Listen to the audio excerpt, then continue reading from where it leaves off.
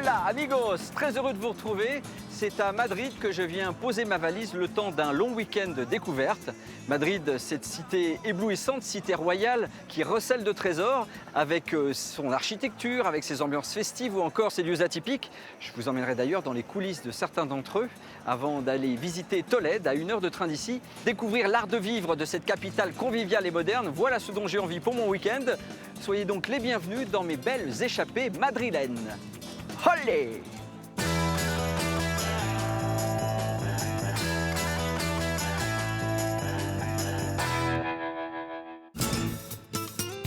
Pendant 3 jours, Jérôme va vivre intensément Madrid et sa région. On est dans la région Castille-La Mancha ici. Là, pas besoin d'électricité, rien du tout.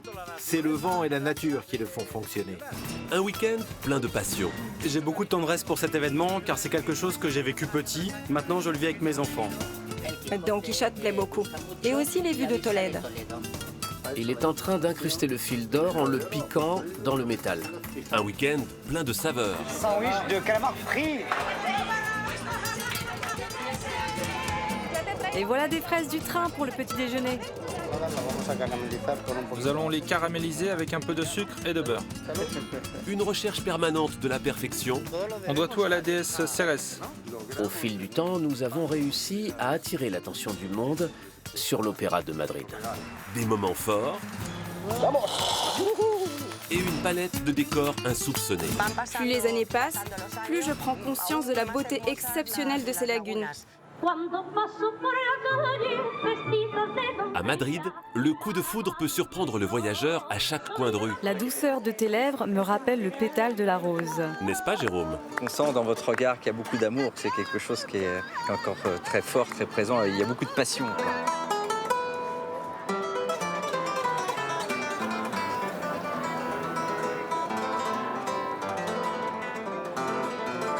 Ah! Jérôme, Salut Julien. bienvenue à Madrid. Merci. J'étais en train d'admirer cette fameuse place. Splendide, La hein? place à Mayor. C'est un peu le centre névralgique, hein? C'est une place créée au XVe siècle qui a servi à tout un tas de choses, hein? Des marchés, des corridas aussi, Ah oui? et puis des exécutions capitales aussi. Puis aujourd'hui, c'est le lieu incontournable pour les touristes. Qu'est-ce que c'est que ce bâtiment, cette façade-là? Alors c'est un petit peu l'emblème de la Plaza Mayor, ça s'appelle la Casa de la Panadería. Boulangerie.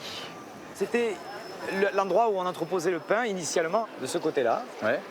Alors, pile en face, on avait la Casa de la Carnicería, c'est-à-dire la maison de la boucherie, D'accord. l'équivalent avec la viande. Ok. Je te propose d'aller faire une petite photo là-bas. Je te verrai bien dans cette petite robe flamenco. Ça te dit ou pas? C'est essayant. Hein? On va tenter. s'essayer ça, viens.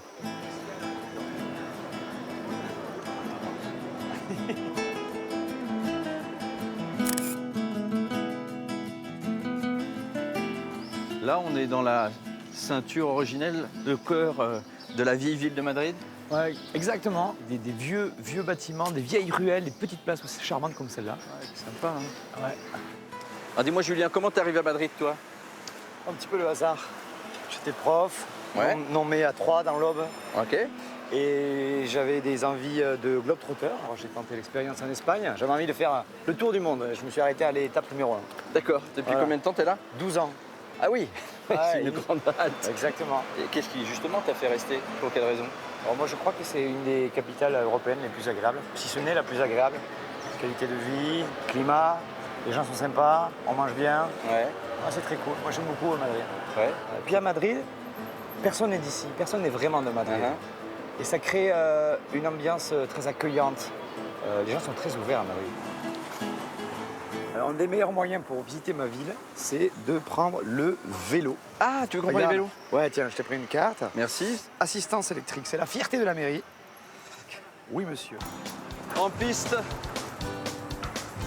Alors toi, en tant que prof de sport, j'imagine que tu dois prendre le vélo régulièrement. Ah, je suis un militant du vélo. Madrid est en train d'évoluer là, en laissant de plus en plus de place à l'écomobilité. D'accord. Des pistes cyclables, ces vélos là électriques, c'est très sympa. Ouais. Au lycée français de Madrid, on a un axe très fort sur le développement durable. Ok. Par exemple, tous les élèves de CM2 et de 4e ont 20 heures de vélo et ils apprennent à protéger l'environnement en se déplaçant. Ah, c'est vachement bien ça. C'est ici qu'arrive la Vuelta en Espagne. Ah, le l'équivalent tour, des Champs-Élysées, c'est exactement ici. Là, le Tour d'Espagne cycliste. Exactement. Tu vas faire la prochaine édition de la Vuelta, non? Bah, bien sûr.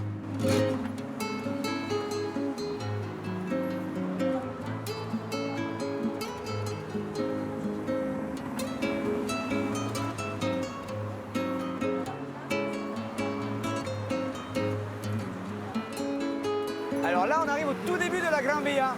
C'est l'avenue principale de la ville. C'est une avenue commerciale qui a été créée à peu près il y a 120 ans et qui offre un patrimoine architectural assez intéressant. Celui-là, il s'appelle Edificio Metropolis et il a été fait par des architectes français. L'idée était de faire un clin d'œil à Paris. Ok. Les petites Voilà, on était vérandas, à là. Paris, là on est en Andalousie et là on va être à New York.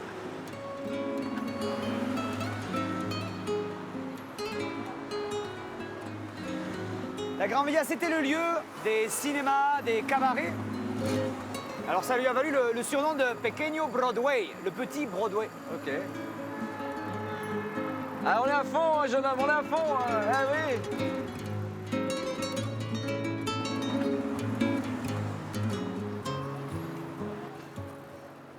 Ça, c'est le Palais Royal. Exactement. El Palacio Real de Madrid. Apparemment, c'est bouché par là.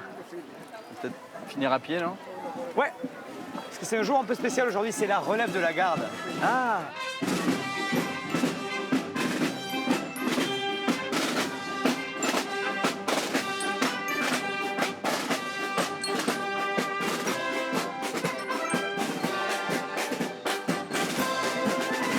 La famille royale n'habite pas du tout dans le palais. On n'habite plus maintenant ici.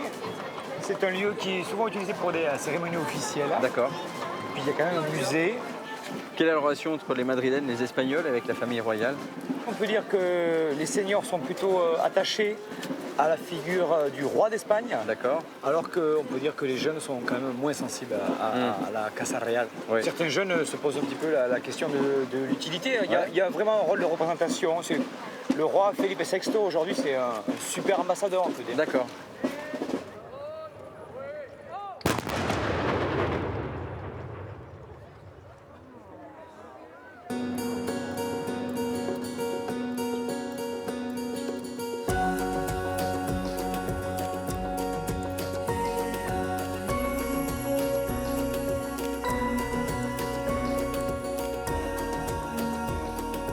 Depuis une dizaine d'années, Madrid s'offre un lifting, plus de vélos et d'espaces verts. Un renouveau qui s'accélère depuis 2015 avec l'arrivée d'une nouvelle équipe municipale. La capitale espagnole fait la part belle à la petite reine et Miguel et Nacho ont décidé d'en profiter. Ces deux quadragénaires parcourent chaque jour les 250 km de pistes cyclables de la ville. Ok, moi je vais par ici. Bon allez, à tout à l'heure.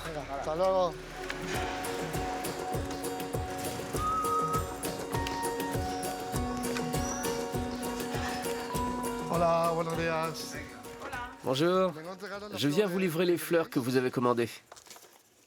Et voici les fleurs. Merci. Merci. Merci beaucoup. Allez, à la prochaine. Allez, au revoir, à demain. Miguel et Nacho sont stewards la moitié de l'année et coursiers à vélo l'autre moitié. Le nom de leur entreprise, Plan B, est né d'un jeu de mots. Le plan B, ça veut dire proposer quelque chose de différent pour les clients. Et pour nous, c'est un moyen supplémentaire de gagner notre vie. J'ai pris conscience qu'on peut se déplacer autrement dans la ville, d'une manière écologique, rapide et silencieuse. Et puis, ça m'a permis de découvrir beaucoup de rues, de petits morceaux de Madrid que je ne connaissais pas. Alors, déplacez-vous tous de cette façon. C'est facile, pratique et en plus, ça entretient.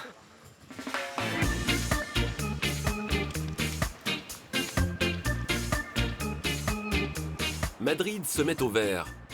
Avec l'aménagement des rives du Manzanares, la métropole a enfoui une portion d'autoroute qui traversait le centre-ville. À sa place, une nouvelle zone verte de 8 km de long, le Madrid-Rio. C'est là que se trouve le Matadero, d'anciens abattoirs abandonnés en 1996 et réhabilités en centre de création contemporaine. Les différentes nefs accueillent toutes sortes de disciplines artistiques et même un centre de loisirs pour les jeunes madrilènes. Pour 100 €, les enfants pourront pendant 2 semaines créer la ville de leurs rêves. J'aimerais qu'il y ait plus de vélos et moins de voitures. Et que, à la place de l'argent, il y ait du troc et que nous vivions tous égaux. Une ville où il n'y aurait pas de papier jeté au sol, ni de chewing-gum, qu'elle soit belle et propre et qu'on l'entretienne bien.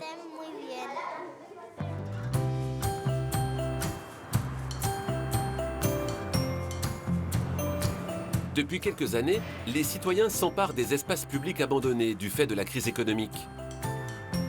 Les initiatives de voisins fleurissent et entre les immeubles, des jardins potagers sortent de terre. Allez, qu'est-ce qu'on va prendre? La carotte? Allez, tire fort. Bouge-la un peu pour qu'elle sorte. Voilà, elle sort déjà. Et voilà.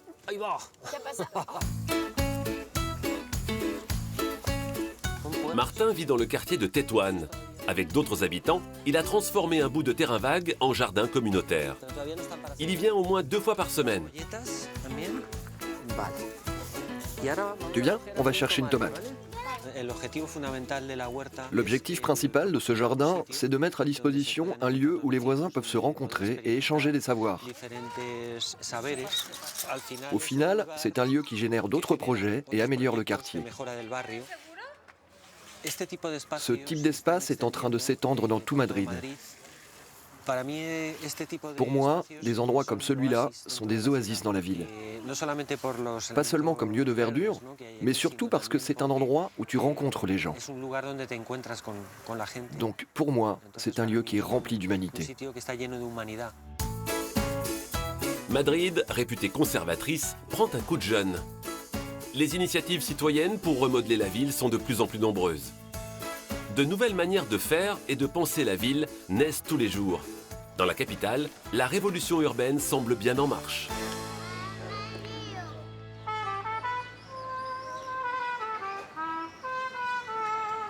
On les gare là? Exactement, on va se garer là.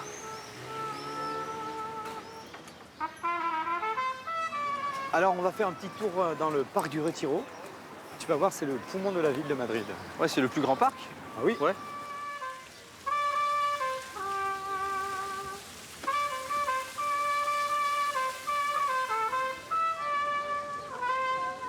Bien, tu vas voir. Après avoir fait du vélo, on va faire un autre sport et on va pratiquer de la barque sur l'étang du Retiro. Tu t'arrêtes jamais. Alors, allez, on y va, c'est parti. Voilà, Seigneur. Ah, que tal?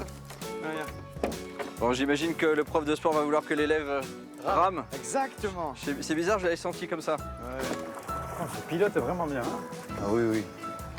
J'ai fait les championnats d'Europe d'aviron. Là, c'est bien. Là, tu développes toute ta puissance, on le sent. Hein. C'est quoi cette statue à droite, là? Ça, c'est une statue qui représente un des nombreux rois. Lui, c'est Alfonso XII, Alfonso XII, là-haut, sur son cheval. Ouais, les Madrilènes sont assez friands des visites au Retiro. C'est un bon endroit pour faire du sport, la course à pied, du vélo. C'était très grand, le Retiro. Puis, c'est au centre de Madrid, donc ça permet d'y accéder très facilement. Au Retiro, les gens viennent se balader, lire, faire du yoga, faire de la musique. C'est super, hein, Jérôme, tu as bien bossé. Merci, coach. Bravo. Merci beaucoup. Bon boulot. Je vais t'amener, si tu veux, voir mon endroit préféré du Retiro. On n'y va pas en barque, parce que sinon on le verra pas avant la nuit. Hein. Ouais, on va y aller à pied plutôt. Ouais, c'est mieux. Hein. Allez. En tout cas, ça manque pas d'animation, ce petit parc. Là. Ça s'appelle le Palais de Verre. C'est une serre, c'est magnifique, ça.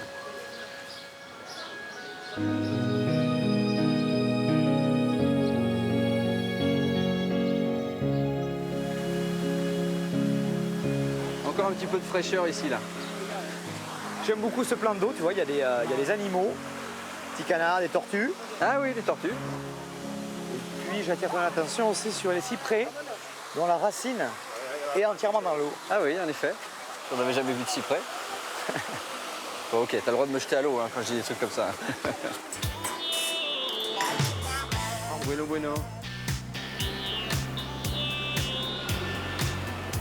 Ça C'est agréable, c'est climatisé là. Ouais, c'est climatisé. C'est bien ça. Ah, il est très bien le métro de Madrid. Hein. C'est aussi le deuxième plus grand réseau d'Europe après Londres. Ah oui? C'est une des fiertés des Madrilènes. On parle beaucoup dans le métro de Madrid. C'est très vivant.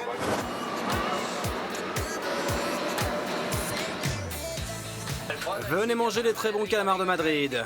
Il reste de la place au fond. Les bons calamars de Madrid. Typique tapas. Voilà. Ah, qu'est-ce que la spécialité ici, c'est le bocadillo de calamares fritos. Ça veut dire le sandwich de calamars frits. Ça doit tenir encore. Ouais, c'est consistant. Ouais. Eh ben, essayons ça, c'est ce que tu penses. Ah, c'est parti. Nos puedes dar dos bocadillos? Oui, ça arrive. Oh là là. Ça c'est... Eh ouais, c'est... c'est particulier. Hein. Je vais sans doute rentrer en taxi, je ne pourrai plus marcher.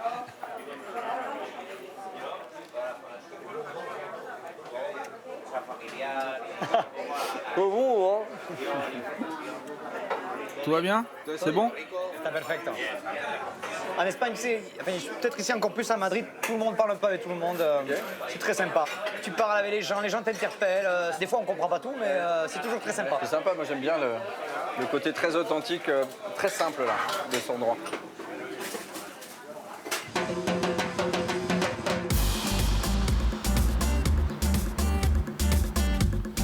Allez, je vais t'amener, si tu es d'accord, dans mon quartier. Ouais. Et alors, en fait, la figure de ce quartier change au cours de la journée. Le matin, c'est un quartier de village, on a l'impression d'être dans un village. Et le soir, rapidement, avec tous les gens de l'extérieur qui arrivent, ça devient un peu un endroit de fête. D'accord. De rencontre, de rendez-vous. Alors, il faut savoir que c'est dans ce quartier, à Malasaña, qu'est née la movida. C'était une explosion culturelle. Ça partait un petit peu dans tous les sens. Juste après la mort de Franco, c'est ce qu'on appelle ici la transition espagnole. Ouais. Malasaña reste un quartier alternatif et clairement rebelle. D'accord. Mais là, on a quelque chose d'alternatif finalement aussi. Cuando paso por la calle, vestido de doncella, mi cara va diciendo, soy de Madrid. Cuando paso por la calle, los hombres se encandilan y me provocan todos, diciendo así. Alors Madrid, mais il y a aussi un Madrid plus moderne, avec des activités originales. J'espère que t'as pas trop mal au bras. Non, qu'est-ce que je me prépare encore? Petite surprise pour toi, ça devrait te plaire. D'accord, d'accord. Alors, il faut que tu m'attendes ici. Si je reviens, j'en ai pour un instant.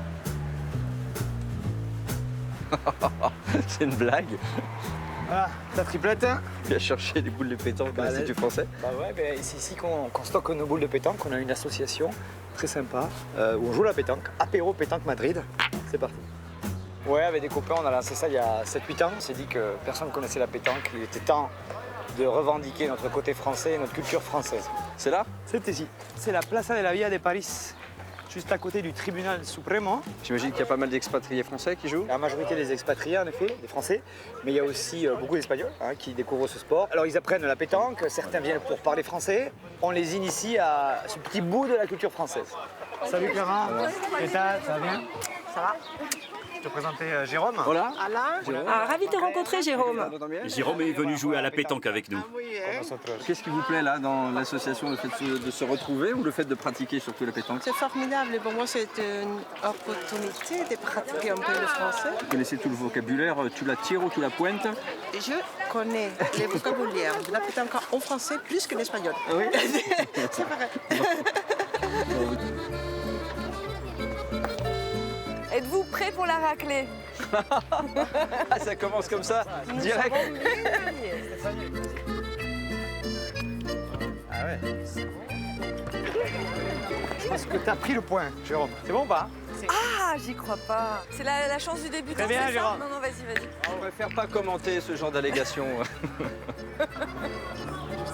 Voilà, parfait. Ah oui, ça c'est bien. Oh là oui, on n'est pas très galant sur ce coup-là. On est un peu embêté.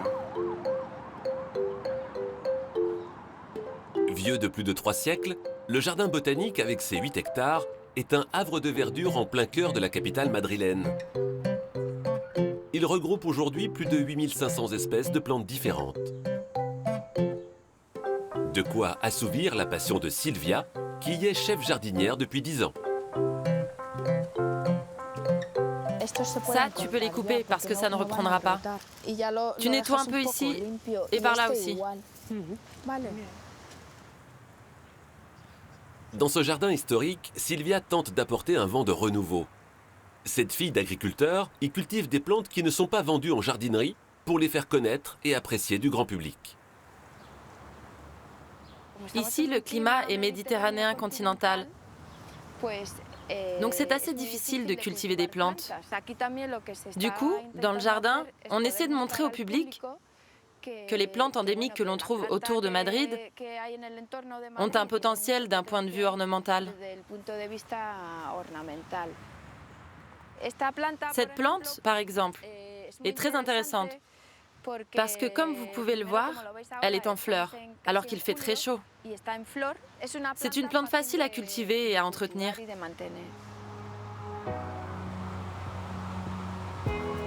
Les premières collections du jardin botanique ont été constituées en 1755. Depuis, il n'a cessé d'être un terrain d'expérimentation pour les scientifiques. Ce qu'on va faire, c'est qu'on va essayer de monter par ici. Et on va voir l'extension des branches qui ressortent de la canopée pour voir s'il y a un problème ou quelque chose qui se passe. Le jardin recèle des trésors cachés, comme des arbres classés remarquables. Ormes, cyprès bicentenaires ou séquoias géants. Pour les élèves arboriculteurs, c'est une aubaine. Il y a beaucoup d'espèces distinctes ici, et aussi des arbres considérés comme remarquables. J'ai 8 élèves qui font des choses très pointues dans le monde de l'arboriculture. Ils ont la chance d'apprendre ici, dans ce site incroyable, et en plus ils sont payés pour ça. C'est une vraie opportunité.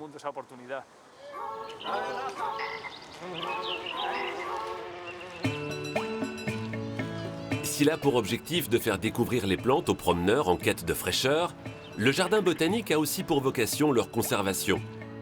L'herbier, une sorte de grande bibliothèque de plantes, y est un des plus importants d'Espagne.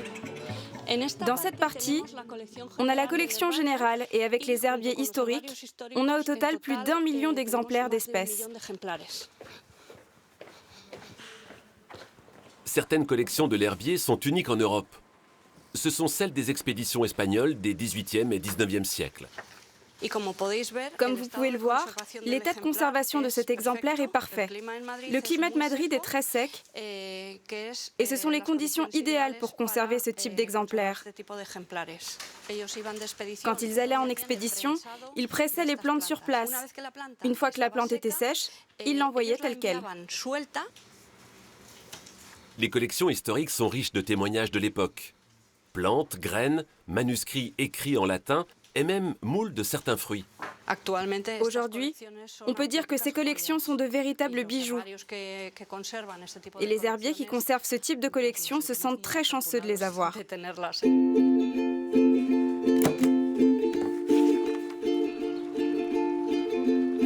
Dans le jardin se cache un autre trésor naturel. Des oiseaux, comme les merles ou les mésanges, et même parfois des perruches. Javier est guide ornithologue. Et c'est avec plaisir qu'il emmène les enfants à la découverte de cette faune ailée qui peuple les parcs de leur ville. On va tenter de trouver les oiseaux les plus emblématiques du jardin botanique. De les voir et de les entendre, parce qu'on peut aussi les identifier à leur chant. Ce point de vue est parfait parce que quand il fait chaud, les oiseaux viennent boire dans ces petites fontaines. Parce que, évidemment, quand il fait très chaud, ils cherchent des points d'eau pour boire. Prendre le temps d'observer pour prendre conscience de ce qui les entoure. C'est le message que Javier veut faire passer à son jeune auditoire. Madrid est une des villes qui a le plus d'arbres au monde. Les parcs sont donc connectés entre eux. Il y a comme un corridor écologique et du coup, les oiseaux peuvent passer d'un endroit à l'autre de la ville sans problème. Le jardin botanique n'est pas un parc isolé, mais une zone verte reliée à d'autres points de nature. Du coup, ici et dans toute la ville, on peut réussir à voir plus de 200 espèces d'oiseaux différentes. Le jardin botanique royal semble bien remplir sa mission. Faire découvrir l'importance de ce poumon vert aux Madrilènes et de la diversité biologique de la nature qui les entoure.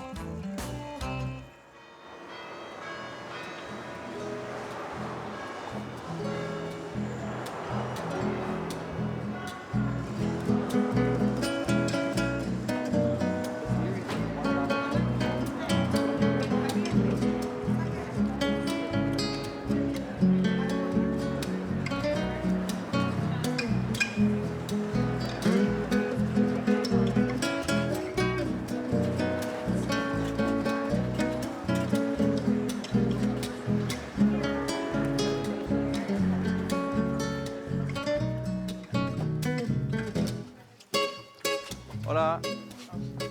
Buenas tardes. Il y a beaucoup de monde, vous avez beaucoup de succès. Hein. Beaucoup de travail. Seulement du mois d'avril à la fin du mois d'août. C'est impressionnant. Vous êtes une boutique très ancienne ici, dans la ville? Oui, très ancienne. On existe depuis 1845. Super. Alors moi, je voulais voir une paire d'espadrilles classiques, bleu marine et blanche, si vous avez, s'il vous plaît. 43. Du 43. L'origine des espadrilles, c'est quoi? C'est catalan? Non, elles viennent de l'Est et du Sud de l'Espagne. Étymologiquement, le mot alpartaga vient de l'arabe. Donc ça fait des siècles et des siècles, là. Oui, effectivement. Merci.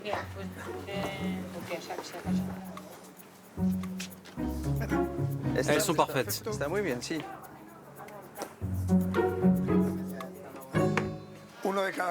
Une de chaque couleur, c'est plus facile. Elle s'accorde parfaitement avec votre pantalon et votre chemise. Si.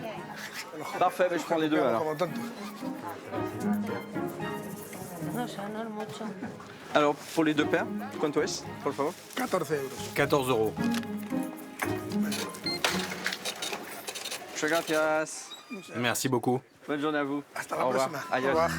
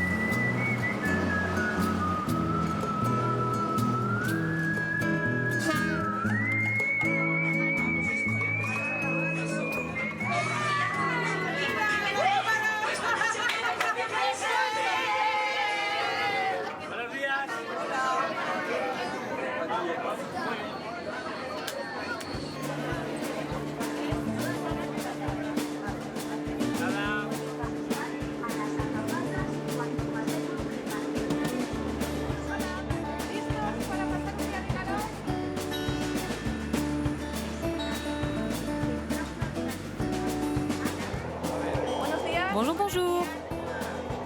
Comment allez-vous? Et voilà ton petit déjeuner. Bonjour. Et voilà des fraises du train pour le petit déjeuner.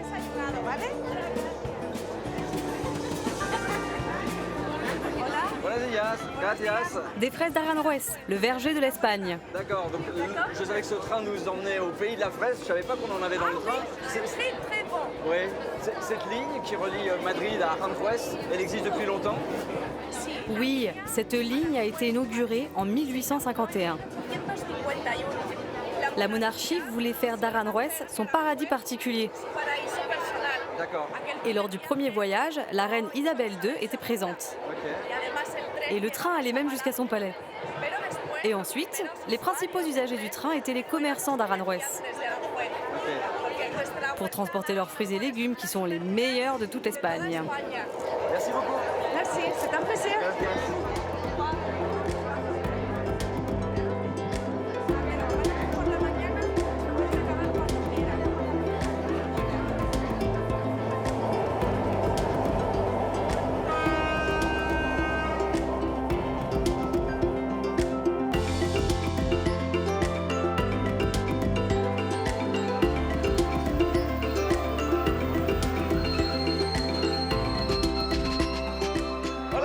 Ça va Bernardo?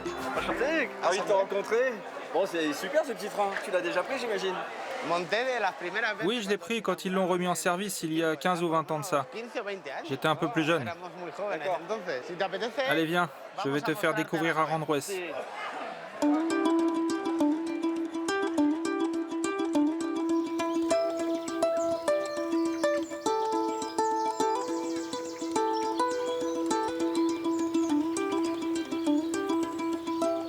Aranjuez n'est pas connu que pour ses fraises. Il y a un château ici avec des jardins très réputés. On va voir le château et après on ira chercher des fraises. Je vais te présenter l'agriculteur qui me les fournit.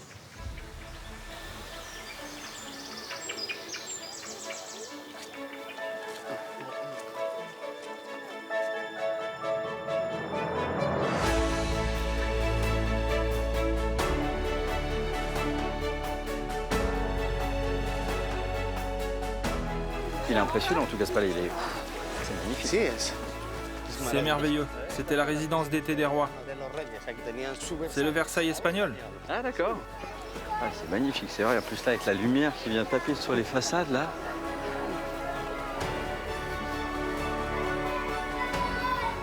Bonjour, venez manger chez nous. Gracias, señor. Non, je sais où je vais manger. Hein. Chez le chef Fernando. C'est somptueux, hein. Je ne m'attendais pas à voir un palais aussi impressionnant et aussi fastueux.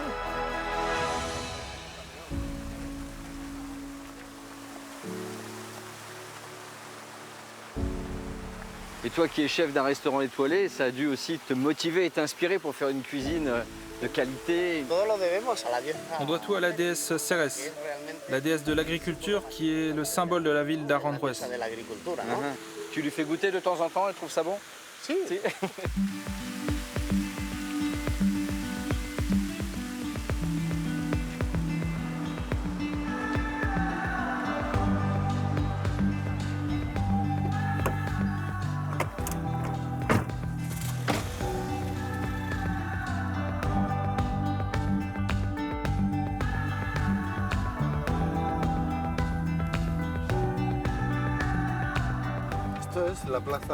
Là, c'est la place Marie Blanca, la place principale de la ville.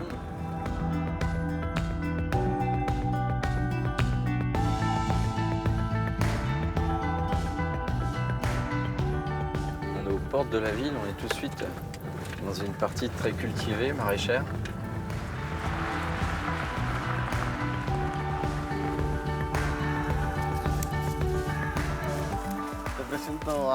Je te présente Victor, qui est un artiste de la fraise.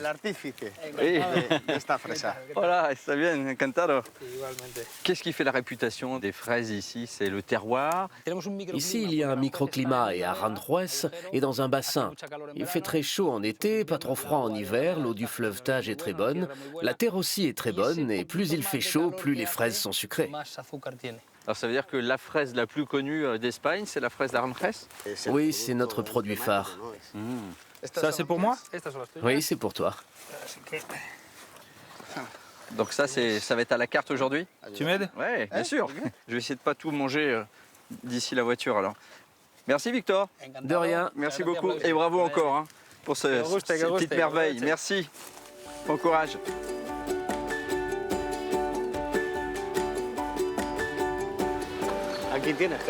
Et nous voilà à la Casa José.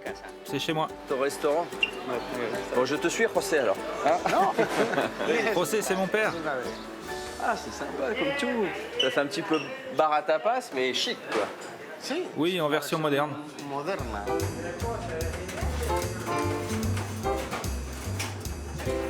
Alors, explique-moi un petit peu comment tu vas préparer ta recette de fraises. Nous allons les caraméliser avec un peu de sucre et de beurre, accompagné de chantilly et de sorbet à la betterave. C'est original. Ouais, je suis partant. Alors, tu te souviens, Fernando, de la première fois où tu as cuisiné des fraises? La première fois dont je me souviens, en fait, j'ai aidé ma maman à laver les fraises. Et dans sa cuisine où elle travaillait, on mangeait, on vivait, on écoutait la radio, on regardait la télévision, on faisait les réunions de famille. C'était le lieu de vie et la cuisine du restaurant. En quelle année le restaurant a obtenu son étoile? Le restaurant a obtenu la première étoile Michelin en 1992. Et tu as toujours eu la première étoile, elle n'a jamais bougé? Oui, parce qu'on travaille dur, jour après jour. Puis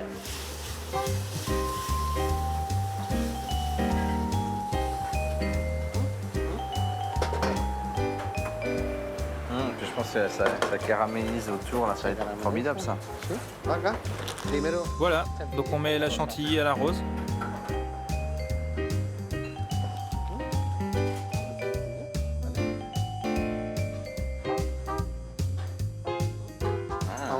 Ensuite, on va faire une quenelle.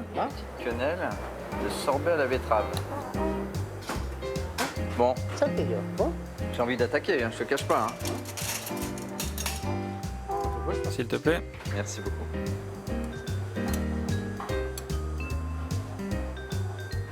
Salut, salut.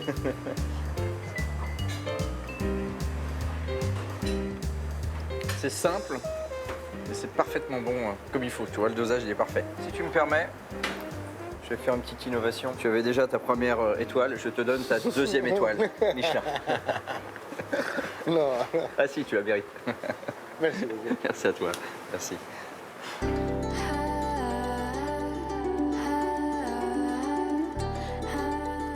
À Ruidera, en plein cœur des hauts plateaux arides de la Mancha, une succession de petites lagunes aux eaux cristallines. Des lacs reliés les uns aux autres, apparaissant comme un mirage enchanteur aux visiteurs de passage.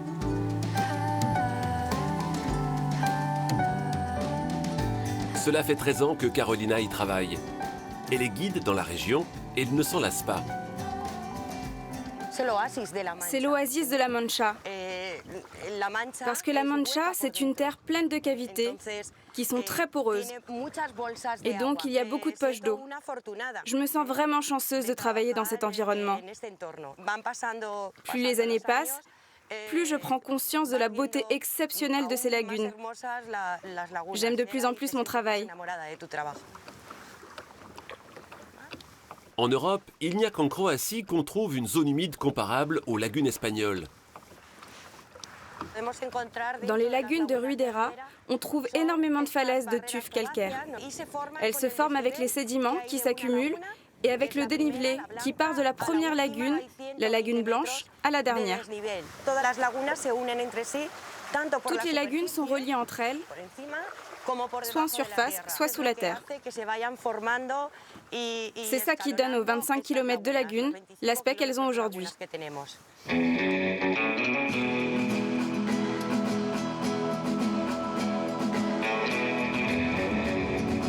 La région est riche d'un patrimoine naturel, mais aussi historique. Alcalá de Henares, située à moins de 30 minutes de Madrid, est classée par l'UNESCO. Cette ancienne ville romaine fut un des centres intellectuels qui comptait dans l'Espagne du XVe siècle. C'est la ville natale de l'auteur de Don Quichotte, Miguel Cervantes. Dans sa maison, aujourd'hui un musée que l'on peut visiter, on plonge tout droit dans l'ambiance du siècle d'or de la littérature espagnole. De la cuisine traditionnelle, s'il vous plaît. Où est le menu? Premier paragraphe de la première page du premier chapitre de la première partie de Don Quichotte de la Mancha de Don Miguel de Cervantes, mon papa.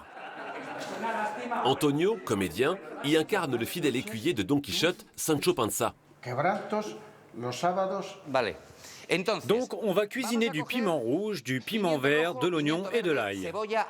Le public, transformé en ingrédients le temps du spectacle, est chaleureusement invité à participer.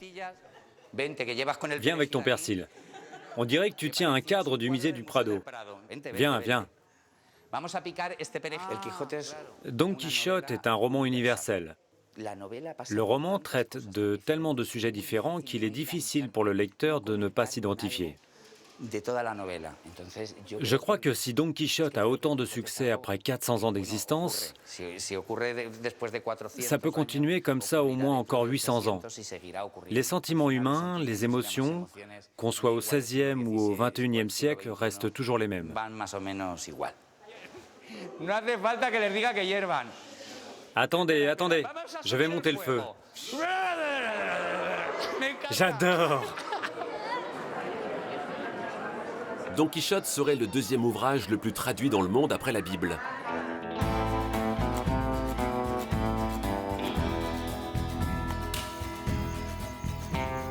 La région de la Mancha est donc passée à la postérité grâce à la littérature. Et c'est dans les pas de Don Quichotte, ce chevalier errant et halluciné, que l'on reprend la route.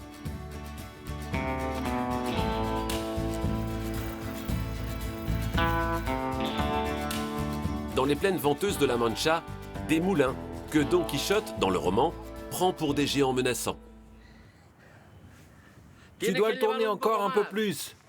Luis Miguel. Voilà, c'est bon. Vicente a participé à leur rénovation comme charpentier. Leur mécanique remarquable n'a plus de secret pour lui. Maintenir le moulin, c'est très important. Parce que s'il ne tourne pas et qu'on l'abandonne, il finira par se casser. Il faut vraiment le materner, parce qu'il n'y a plus beaucoup de moulins en Espagne. Aujourd'hui, des dizaines de moulins ont été restaurés comme des monuments historiques à la gloire de la Mancha et de Don Quichotte. Allez, monte et mets-le en marche. Voilà, on va voir s'il fonctionne bien. Là, pas besoin d'électricité, rien du tout. C'est le vent et la nature qui le font fonctionner. Une fois par semaine, Luis Miguel moud un peu de farine. Il aime entendre le crissement du bois et le son de la pierre du moulin qui tourne. Quand il y a un peu de vent, on est capable de le bouger à la main parce que le vent aide. Sinon, la machinerie est trop lourde. La pierre meunière pèse quasiment 1000 kilos. Les moulins sont un patrimoine vivant. Il faut les préserver et apprendre de notre passé pour être plus écolo et prendre soin de cette planète, parce que nous n'en avons pas d'autre. De nombreux itinéraires touristiques sur les traces de Don Quichotte ont fleuri dans la Mancha. Chaque village met en avant le fait que le héros du roman serait passé par là, un vrai atout économique pour la région. Il semblerait que l'esprit du chevalier inspirera encore longtemps ces terres à la couleur ocre.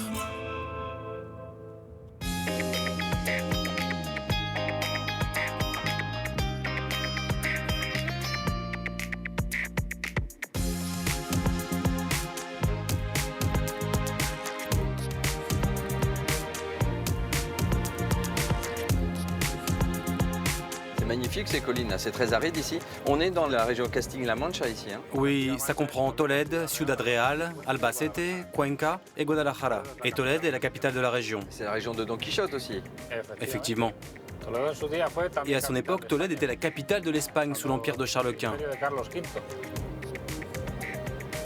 C'est magnifique d'ici. Hein. Panorama sur Tolède là.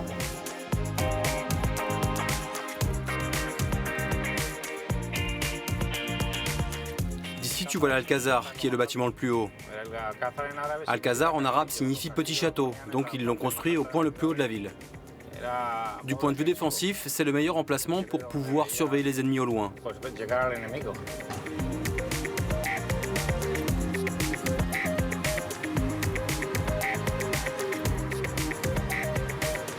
Gracias.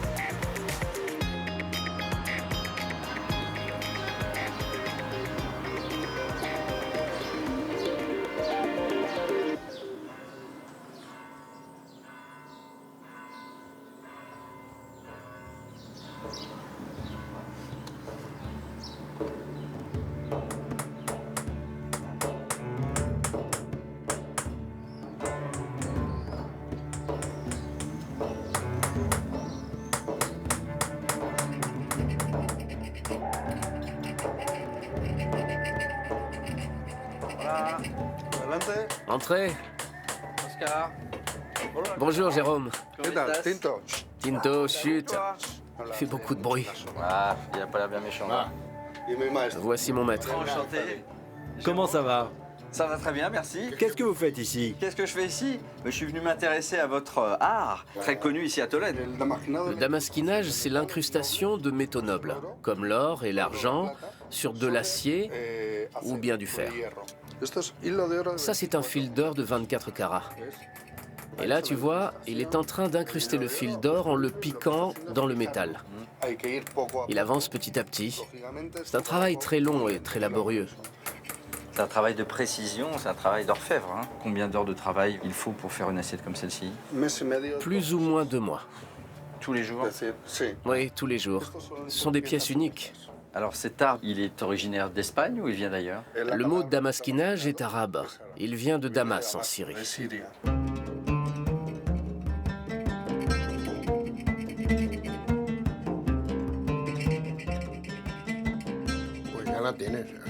Oscar, viens, tu vas finir ça. Allez, tu vas le faire. Parce que je suis fatigué. Vous êtes combien de démasquineurs ici à Tolède? Très peu, je dirais 10, peut-être 20. Ça commence à disparaître. Oscar pourrait être le dernier des Mohicans, parce que moi j'ai 80 ans. Donc c'est à lui de reprendre le flambeau.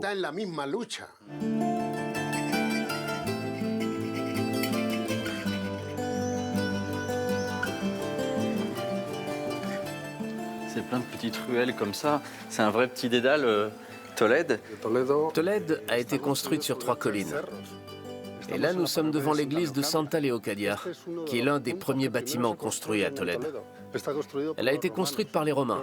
Enfin, ses fondations, pas l'église. C'est une ville d'histoire, c'est une ville avec un patrimoine très riche. Tu peux m'expliquer pourquoi on surnomme cette ville la ville aux 3 cultures? À l'époque, 3 cultures différentes cohabitaient ici à Tolède, mais dans des zones bien délimitées. La partie arabe aux alentours de l'Alcazar, la partie chrétienne où nous nous trouvons avec ses nombreux couvents, et puis la partie juive avec la synagogue et la maison d'El Greco. Tolède est une ville pleine de légendes. Et toutes ces légendes sont liées à ces 3 cultures. Ce sont des batailles ou des romances, comme une princesse juive amoureuse d'un chrétien ou d'un arabe. Un peu comme l'histoire de Roméo et Juliette.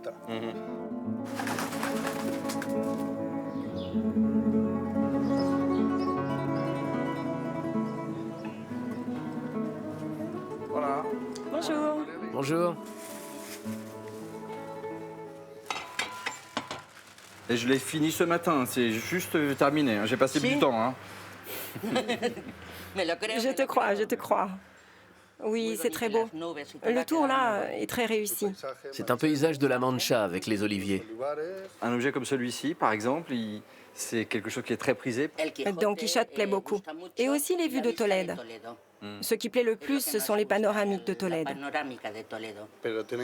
Et il faut en faire pour tous les publics, pour tous les goûts et toutes les bourses. Oui.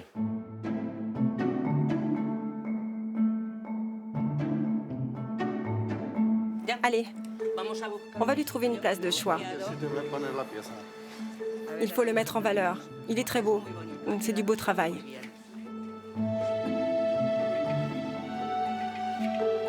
Si je veux l'acheter, combien vous me le vendez?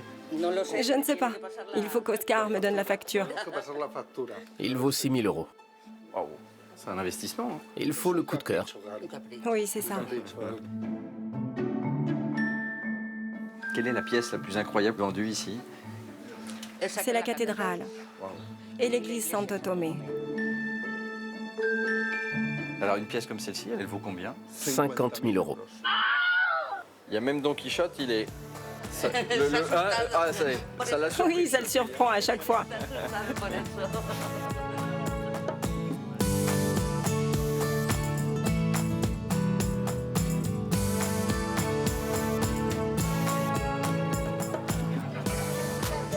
Il y a beaucoup de monde là en ce moment ici.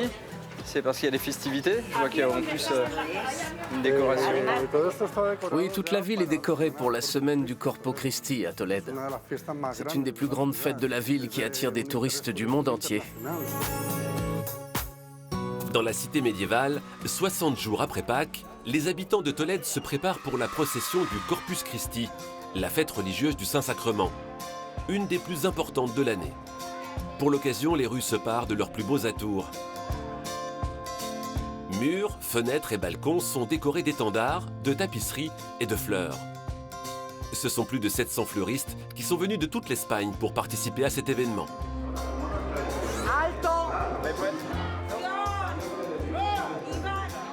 Cela fait 36 ans que Juan est fleuriste et il attend chaque année ce moment avec beaucoup d'impatience. Ça fait 13 ans que je participe tous les ans au Corpus. Et pour moi, c'est un plaisir, une fierté. La mairie, c'est un site emblématique. Elle est très volumineuse. On a décidé de travailler avec de très grands panneaux. Et nous, sur toute la déco, nous devons avoir quelque chose comme 15 000 tiges de fleurs. Mais le seul problème que l'on a, c'est qu'il fait 42 degrés. Et les fleurs, elles fanent un peu.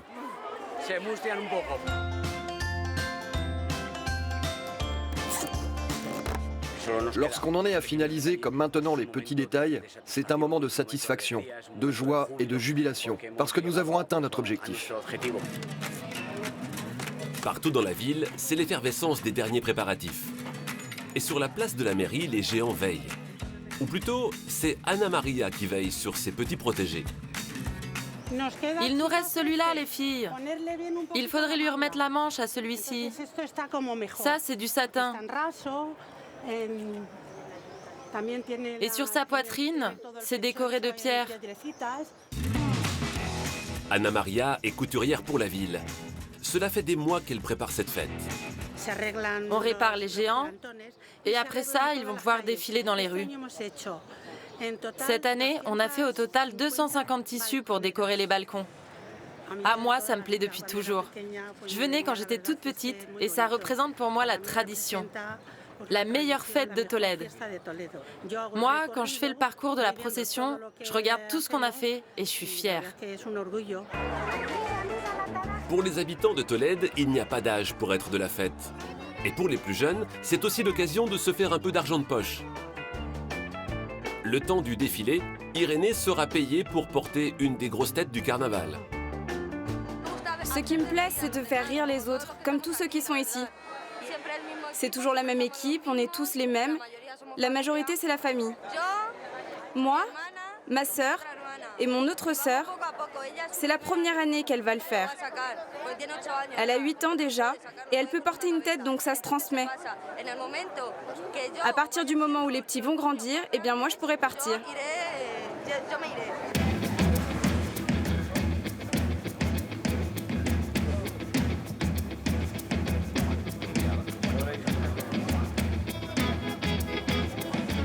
Les géants se mettent en mouvement, ouvrant ainsi le bal des festivités.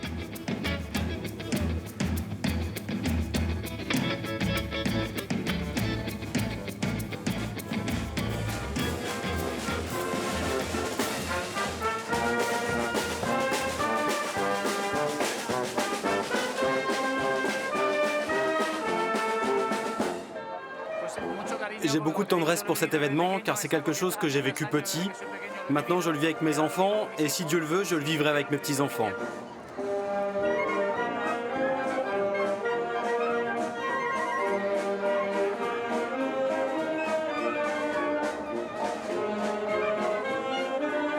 Pendant 2 jours et une nuit, les rues de Tolède ne désempliront pas.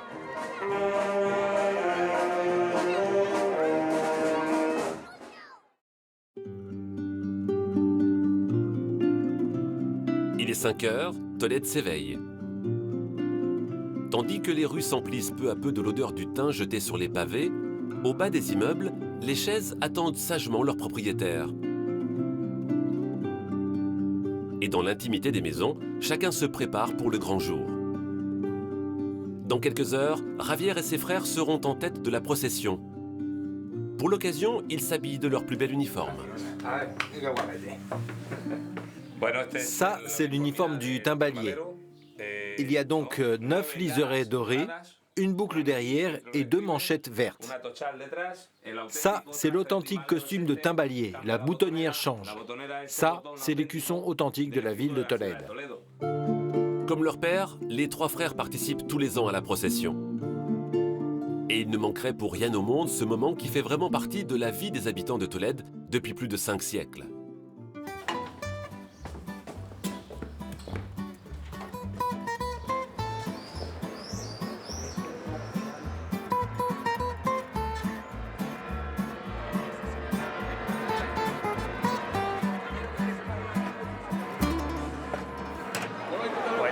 La figure du timbalier est apparue pour la première fois au XVIIe siècle. C'était comme un crieur public. Les timbaliers sortaient avec leurs tambours et leurs clairons pour annoncer les grands événements de la ville. On est à quelques minutes du début et on est un peu nerveux. On a vraiment hâte d'y aller le plus vite possible. Chaque année, cette passion se partage. Elle se vit de l'intérieur et elle parcourt les rues de la ville de cette façon. C'est magnifique.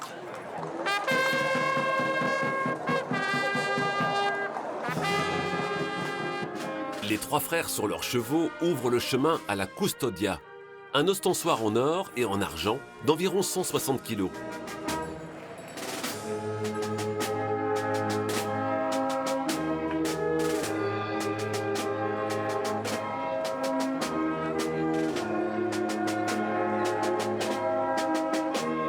La procession durera 3 heures. Et cette année encore, les frères Garcia garderont un souvenir mémorable de leur défilé.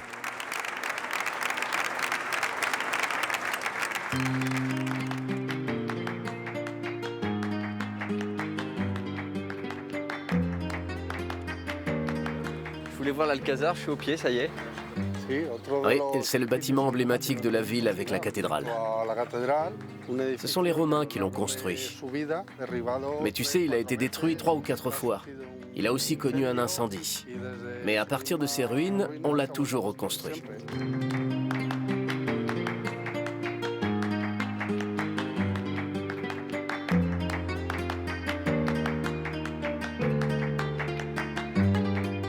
Quelle vue exceptionnelle. On peut presque toucher la nature là. C'est une chance de vivre à Tolède dans ce petit village. Oui, c'est tout petit, on se connaît tous. Tu peux vivre une vie saine, une vie sans stress. Une vie où tu peux te partager entre la ville et la campagne. Tolède, en plus de ses traditions, de son histoire et sa culture qui sont merveilleuses, n'est pas une ville enclavée. C'est une ville qui va de l'avant. Et d'ailleurs, je vais te faire découvrir une activité palpitante qui va te surprendre. Là, maintenant? Ouais, allez, suis-moi. D'accord.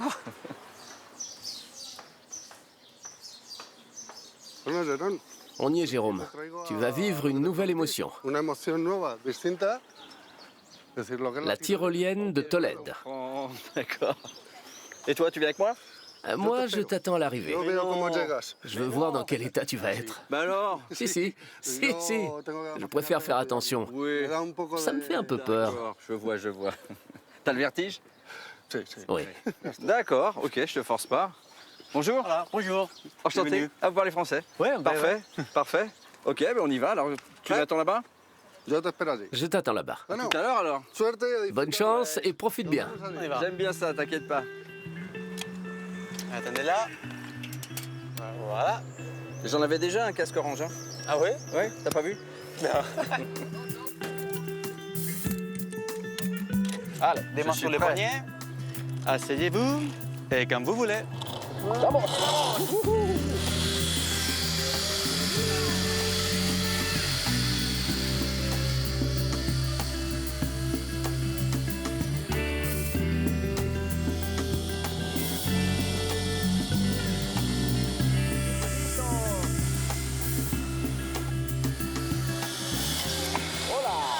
Olé, on dit ici. Olé. Ça va? Super. Très bien. Parfait. Parfait. T'aurais dû venir. Non. Bon, c'est assez unique quand même, hein. Les sensations sont sympas, c'est pas très long, mais de faire ça en ville comme ça, avec un décor aussi extraordinaire. C'est génial que ce soit en ville, c'est novateur. C'est quand même la plus grande tyrolienne urbaine en Europe. Très joli décor, très chouette. Et puis tu vois, c'est la première fois que je faisais une tyrolienne avec des espadrilles. Ça change tout. Hein. Merci pour ça. Merci pour cette belle journée.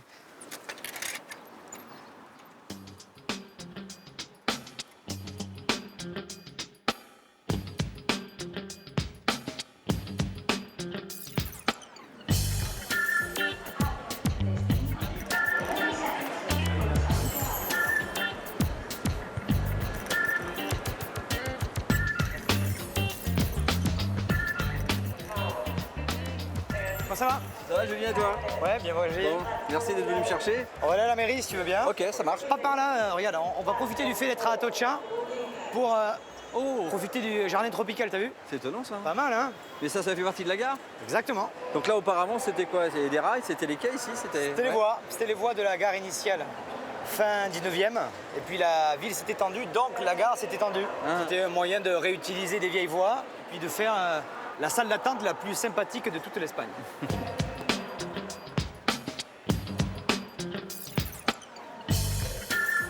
ça va, il y a des tortues en plus là-bas. C'est ouais, les tortues que les Madrilènes adorent, surtout les enfants évidemment. Ouais, il y en a beaucoup quand même. Hein. On se croit pas à Madrid là. Madrid c'est plutôt sec hein, comme capitale, comme climat. Et il y a un petit oasis de verdure, bah, il est là, caché dans la gare d'Atocha.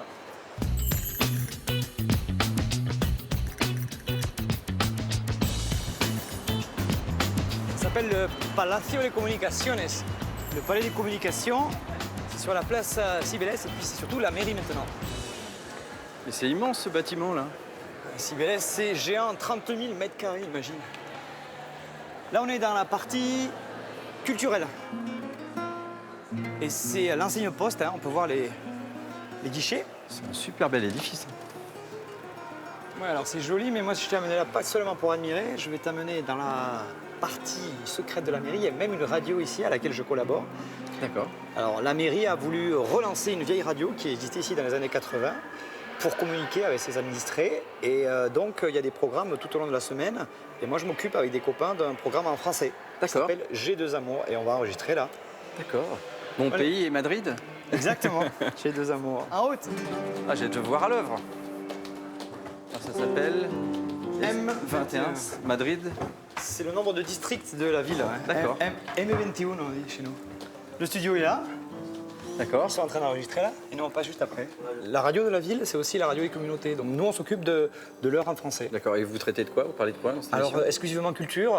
Tiens, aujourd'hui on va parler des livres francophones. La semaine dernière on parlait de rugby. Alors ça n'avait rien à voir. D'accord. Je peux rester un peu pendant l'émission? Ouais, tu peux rester, hein, Gilles, il n'y a pas de problème. Bon. Il m'a dit, Julien, tu te mets là. Le guitariste il se met là parce qu'il a plus de, je sais pas quoi, de trucs. Et il m'a dit soit les deux filles là, soit les deux filles. Bon, je vais pas t'embêter, je vais te laisser faire ton programme. Je peux rester un peu enrichi? Ouais, je suis un peu pris, mais demain, 19h, rendez-vous à Desbaudes. Ok, ça marche. Encore des choses à découvrir de Madrid. Bon, bonne émission, Julien. Merci. Bonne émission à vous tous. Merci. Je vais vous écouter discrètement. Hein.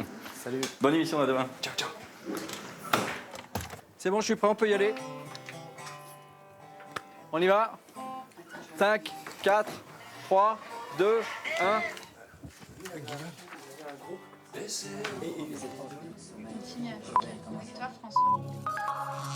G2 Amours, c'est sur 88.6 FM en balado-diffusion et sur Twitter M21 G2A.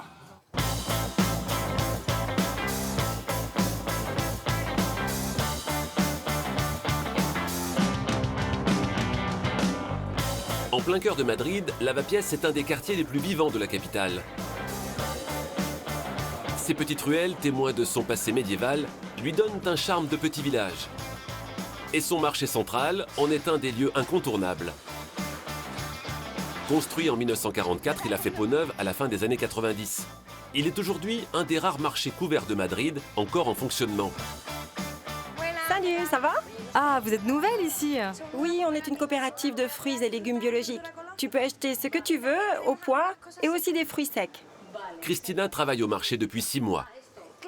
Elle y voit une manière de faire revivre les petits commerces et aussi de valoriser les producteurs locaux. Un marché constitue un point attractif car il n'existe pas d'autres endroits de rencontre qui soient comme celui-ci. C'est-à-dire un marché avec des petits commerces de proximité. On a une clientèle très large. Il y a la dame qui vient depuis toujours ici. Il y a des enfants.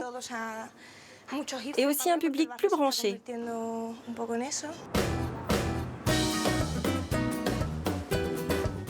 Ancien quartier ouvrier, Lavapiés fut longtemps un quartier pauvre et dangereux, dont les Corrales, des immeubles construits autour d'un patio central, en sont les témoins.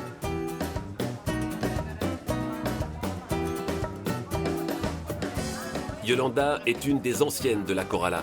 Elle y vit depuis toujours. Je peux te dire qu'il y a 25 ans, mon mari et moi, on était les plus jeunes. Et maintenant, je crois qu'on est les plus vieux de la Corrala. Il y a eu un changement très important. Avant, quand tu disais que tu vivais dans une Corrala, c'était un peu... fou. Elena, elle, est arrivée à la Corrala il y a quelques mois, attirée par les loyers assez bas et la convivialité du lieu. Moi, ça me plaisait, cette idée de vivre en ayant une cour et que je puisse en profiter. Et puis, tous les 6 mois, on organise une fête entre voisins, comme là aujourd'hui. Et quelque chose qui me plaît beaucoup dans ce quartier, c'est qu'il y a aussi plusieurs générations.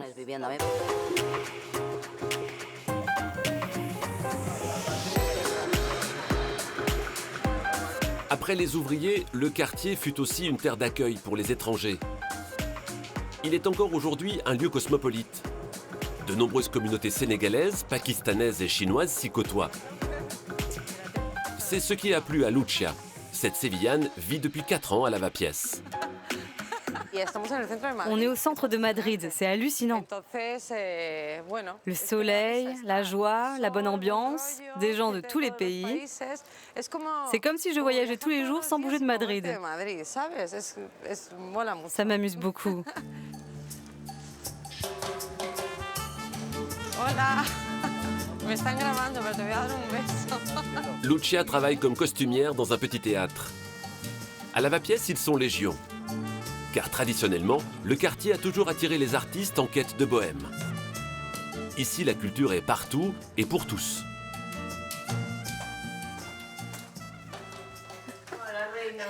Salut, je t'ai apporté ton kimono. Ça va? Et toi? Oh, moi ça va.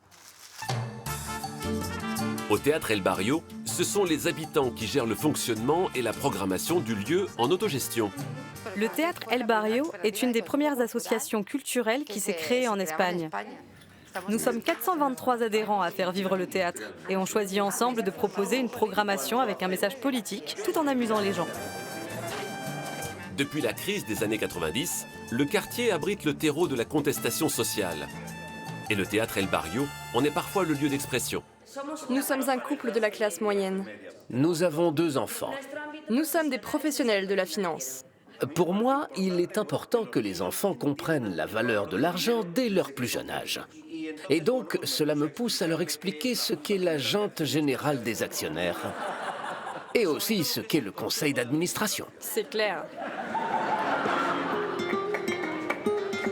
Le quartier possède une vie politique et associative extrêmement dynamique. Le rythme de vie y est dense et ses nuits encore plus. Ici, on vit dans la rue, de jour comme de nuit. Une bière de seigle, 2 demi et un cola light. Anna est comédienne le jour et serveuse la nuit dans un des bars du quartier. Elle connaît les lieux depuis toujours car sa grand-mère y vivait déjà. C'est comme si tu étais dans un village. Avant, les gens sortaient dans la rue en emmenant leurs petites tables et leurs chaises. Et aujourd'hui, Lavapiés a gardé ça. C'est à cause de cette habitude que c'est comme un village. Au départ, Lavapiés, c'était un quartier central, historique, et après c'est devenu un peu plus dangereux. Mais maintenant, il y a une sorte d'ébullition, c'est en train de se transformer, de devenir un quartier à la mode. Moi, je ne sors pas du quartier, j'ai tout ici. Un quartier comme Lavapiés à Madrid, franchement, je ne vois pas d'équivalent. Lavapiés change donc à grande vitesse et s'embourgeoise de plus en plus. Un nouveau défi pour ses habitants qui espèrent conserver la mixité qui a forgé l'identité de leur quartier au fil des décennies.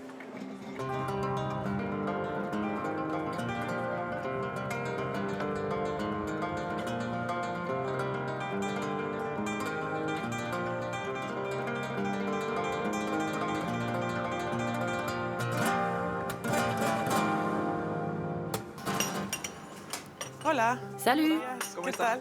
Comment tu vas? On profite du matin? Oui, j'ai beaucoup de chance depuis le début de mon séjour, j'ai un super temps. Donc, je voulais juste savoir, est-ce que vous faites des churros ici pour le petit déjeuner? Désolée, on n'en a pas. Non? Mais tu peux en trouver pas très loin d'ici. C'est dans la rue Santa Ana et ils sont délicieux. D'accord. Dans le quartier du Rastro? Oui, dans la partie du Rastro, tout près d'ici à 2 minutes. Ok, je vais aller passer une tête par là-bas. J'ai envie de ça ce matin. Super, tu vas te régaler. Gracias. Hasta luego. À plus tard. Nada. Bonne journée.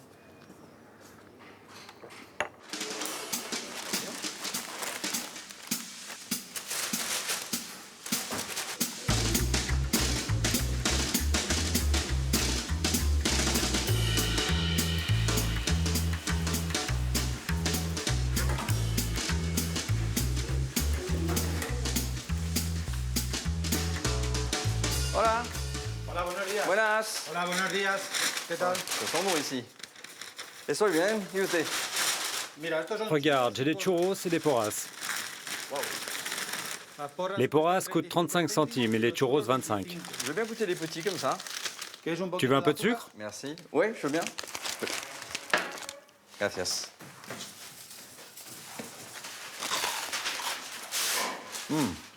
Et ça, c'est la pora. C'est différent. Ce sont deux formats différents. Gracias. C'est la même pâte que vous utilisez pour faire les deux? Ce sont deux formats différents. Les deux contiennent de l'eau et de la farine. Mais la fabrication est différente. D'accord. La pora, c'est plus difficile à faire. Il faut le coup de main. La pora, c'est typique de Madrid. Si tu vas ailleurs en Espagne, tu trouveras que des churros. Un jour comme aujourd'hui, dimanche, avec le marché, vous en faites combien de churros? Regarde, des bâtonnets comme ça, on en fait 3000 pièces le dimanche. Et 4000 pièces de churros. Bon, je vais vous souhaiter bon courage, alors, si c'est la grosse journée aujourd'hui. Muchas gracias. Con diferencia. Adios.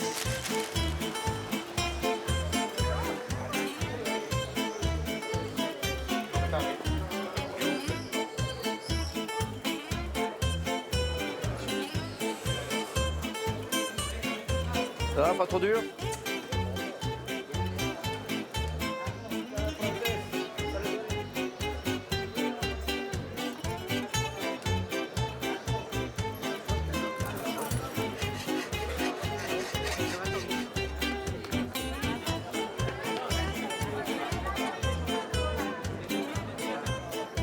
Hola. Jérôme, ¿cómo estás? ¿Cómo estás tú? ¿Qué tal? Bien? Muy bien. Sí, Ravi d'être là. Bon, il n'y a pas beaucoup de librairies pour l'instant de ce que j'ai vu là sur le marché du Rastro. Au Rastro, on vend traditionnellement des livres d'occasion. Mais des librairies, il y en a 5 ou 6. Le reste, ce sont des vendeurs ambulants. Depuis combien de temps tu tiens cette librairie? Je suis la 3e génération de commerçants. Mon grand-père a commencé en tant qu'antiquaire dans les années 60. Et moi, il y a 5 ans, je l'ai transformé en librairie. On va faire un petit tour? Ça te dit? Ouais?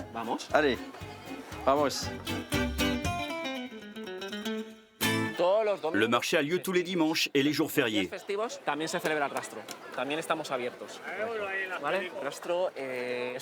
Le Rastro est un lieu incontournable comme le Palacio Real, la Puerta del Sol, Plaza Mayor.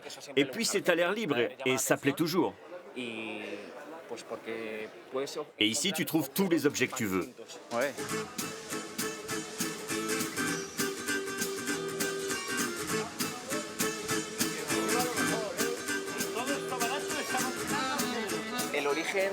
Le mot Rastro veut dire les traces, les empreintes. Ça vient du XVIIIe siècle.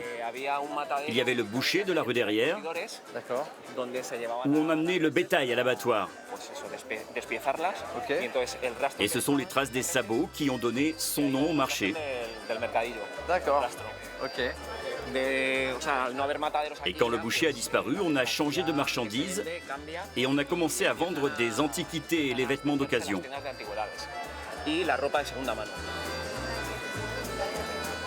Le jamón. Buenísimo.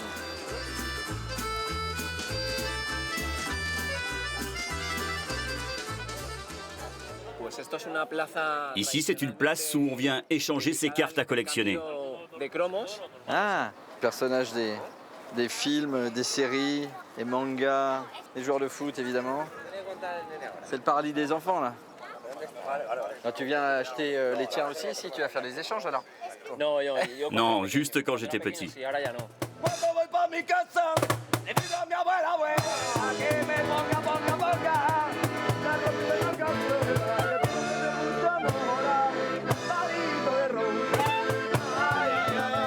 J'espère que tu as aimé le Rastro. Oui. Il faut que je retourne à la boutique, fermée et rangée pour dimanche prochain.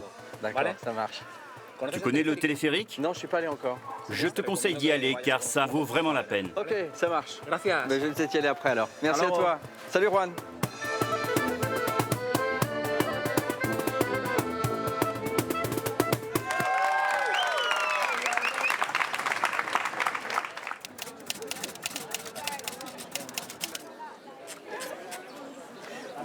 La douceur de tes lèvres me rappelle le pétale de la rose.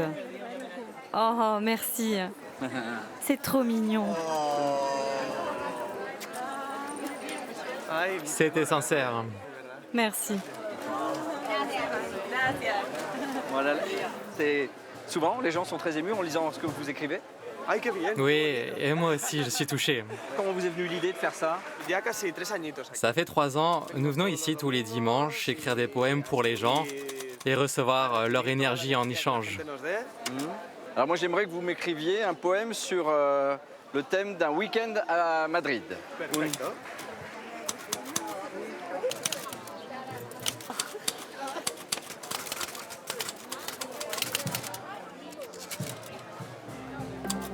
Ça s'appelle Goutte pour Madrid. L'eau que nous sommes, toi et moi, ruisselle dans les rues de Madrid et se réchauffe à chaque coin de rue. Je n'ai rien à offrir, juste mes pieds pour marcher.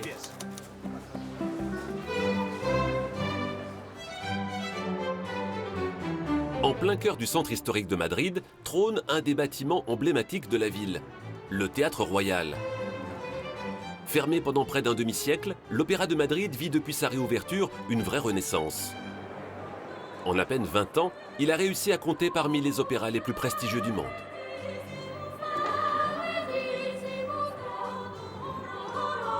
À l'Opéra de Madrid, tout est fabriqué sur place. 28 personnes y travaillent à plein temps, rien que pour la partie costume.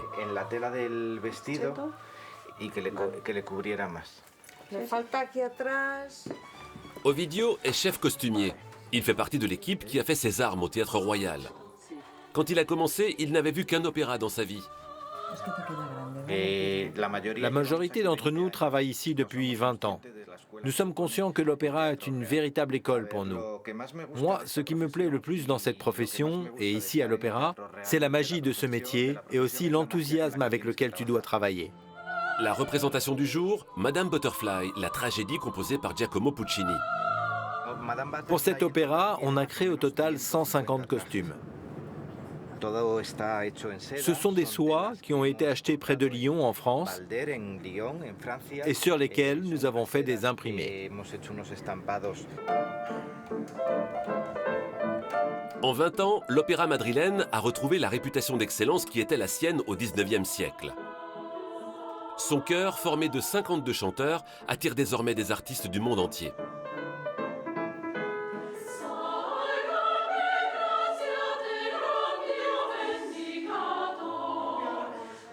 Andrés Maspero en fait partie.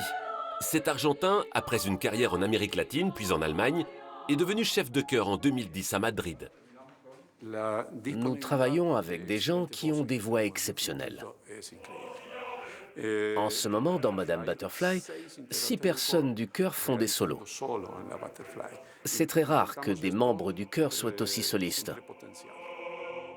C'est quelque chose que nous essayons d'encourager. Au fil du temps, nous avons réussi à attirer l'attention du monde sur l'Opéra de Madrid. Ce soir, le public pourra admirer le chœur de l'opéra dans Madame Butterfly. Une œuvre à la mise en scène contemporaine où les décors japonais se mêlent à l'ambiance du Hollywood des années 30.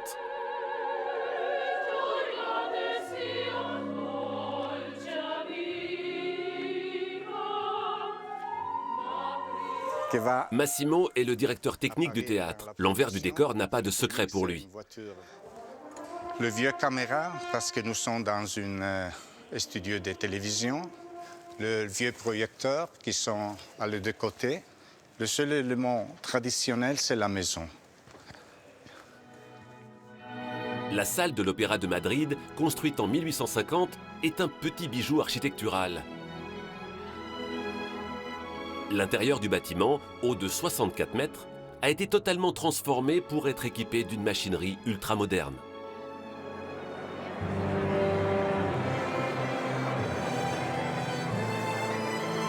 Ce soir, l'opéra fait salle comble.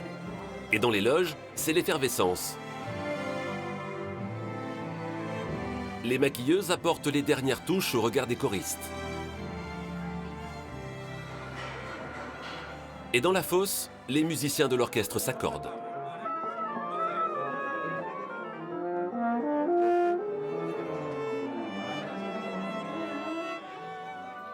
Dans quelques minutes, Hermonella Jao jouera sur scène Madame Butterfly, une jeune japonaise séduite puis abandonnée par un officier américain.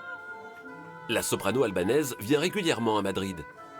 Quand j'ai venu pour la première fois, 2014, je pense, pour la Traviata, j'ai été vraiment très nerveuse après ma première spectacle. Mais après, quand j'ai vu l'enthousiasme du public de Madrid, je me suis sentie comme une petite fille qui a trouvé une autre maison. L'Opéra de Madrid, c'est une famille. Hermonella est une star internationale. Mais c'est encore sur la scène madrilène qu'elle se sent le plus à l'aise.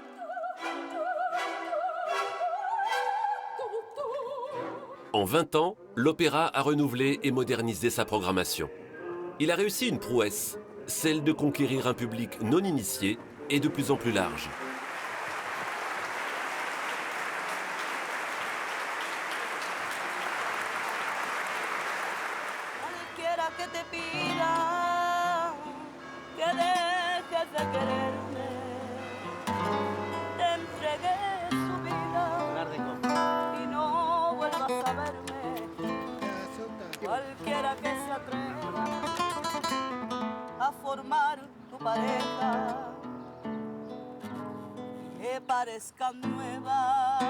Suis bien le rythme.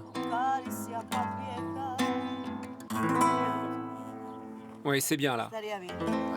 J'étais trop haut. Il faudrait que je sois plus basse. Hola, ¿qué tal? Bonjour. Comment ça va? Bonjour Laura. Bonjour. Comment ça va? C'est bien, c'est facile de vous trouver. On entend ta voix cristalline partout là dans le parc. Vous étiez en train de répéter? On essayait des petites choses. On se chauffait pour notre concert au Cardamomo. C'est un endroit qui nous apporte beaucoup de calme. Et on essaye de venir ici au moins une fois par semaine. D'accord. Ça nous inspire et nous apporte de la paix et de l'harmonie. Et comment vous vous êtes rencontrés tous les deux? Nous nous connaissons depuis que nous sommes tout jeunes. Petit, je la voyais déjà chanter et elle me voyait jouer de la guitare. Et à 16 ans, j'ai eu mon premier travail et je me suis senti satisfait. Je me suis senti comme un homme. Et je suis venu frapper à sa porte. Avec son costume? Avec mon costume, bien habillé, parfumé. Et je lui ai dit, je viens d'avoir un premier travail, prépare-toi, car je vais aller demander ta main à ta famille. Et elle a dit oui. Donc nous nous sommes fiancés. Ensuite, nous nous sommes mariés et nous avons joué de la musique partout autour du monde. Nous avons partagé ça avec notre famille et les enfants que Dieu nous a donnés. On sent dans votre regard qu'il y a beaucoup d'amour, que c'est quelque chose qui est encore très fort, très présent. Il y a beaucoup de passion, quoi. C'est vrai, tu as vu juste. C'est la vérité, c'est comme le flamenco, c'est comme la musique. Ce qui est vrai ressort toujours. C'est vrai.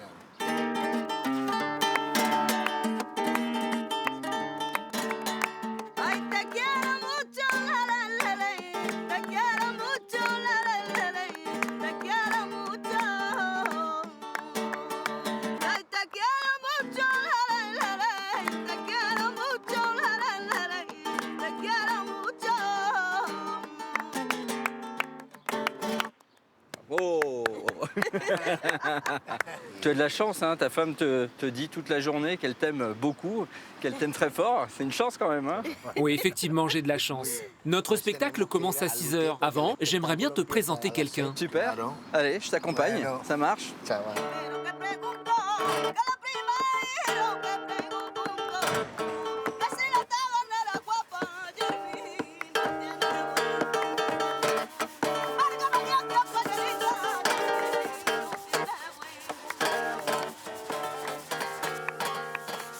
Salut Mariano. Comment ça va? Bien, et toi? Je suis content de te voir. Je te présente Jérôme, c'est un ami qui vient visiter Madrid. Et il voulait voir le phénomène que tu es. Enchanté. C'est un luthier unique. Le maître Paco de Lucia jouait beaucoup avec ses guitares. Ça fait 100 ans que l'on fait des guitares. Donc c'est une histoire de famille? Oui, de famille. Il y a eu mon père, mon grand-père, et mon fils prendra le relais. Super, hein? Incroyable. Bon, tu veux essayer une petite guitare? Tu en as une qui pourrait me convenir? Bien sûr, j'en ai une pour toi. Bonne nouvelle.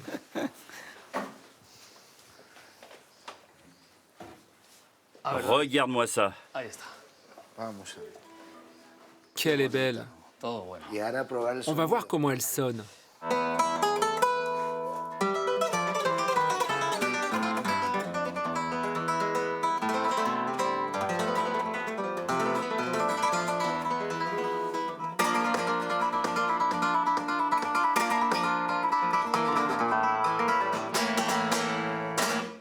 Incroyable. C'est le guitariste qui est incroyable. C'est ce que j'allais dire. C'est pas seulement la guitare. Tu me la mets dans les bras, ça fait pas la même chose. J'adore cette guitare. Est-ce que chaque guitare est faite sur mesure pour les professionnels qui viennent vous voir? Oui, tu sais, je le connais, on se connaît depuis toujours, je connais sa pulsation et je sais quelle guitare lui va. À chaque fois, il me prépare une guitare spécialement pour moi. Il sait ce qui me plaît. Pour les mains d'un guitariste professionnel, un grand luthier, c'est comme un médecin. Est-ce que je peux être indiscret? Est-ce que je peux savoir combien coûte cette guitare? Ce qui compte, c'est la qualité. Le prix, on l'oublie. Le prix, c'est pas important. Oui, enfin bon. Mais si tu veux, les guitares ici commencent à 2, 3, 4 000 euros.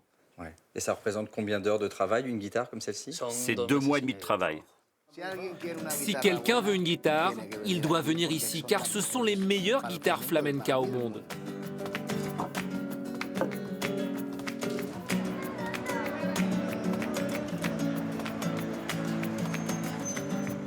C'est ici? On y est. Cardamome. Oui, le cardamomo. C'est un tablao très spécial et c'est ici que tu peux profiter du meilleur flamenco de Madrid. Je le connais, lui. Oui, je joue souvent ici.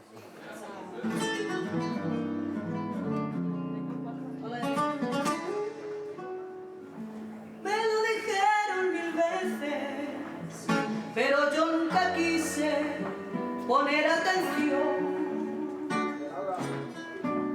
Fueron pasando los años y ya estaba dentro de mi corazón.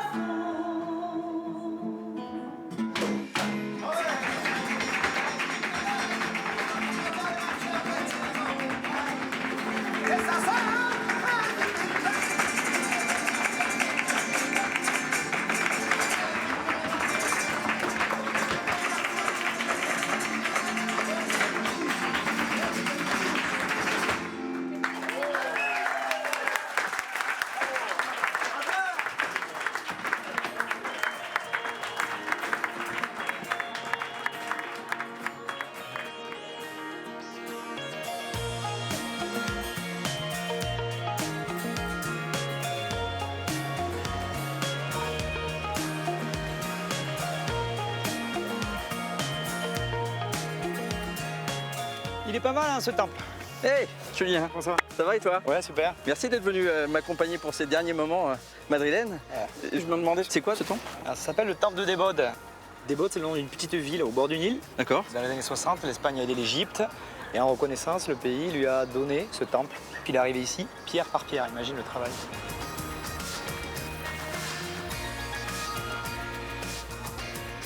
La vue est imprenable. Hein.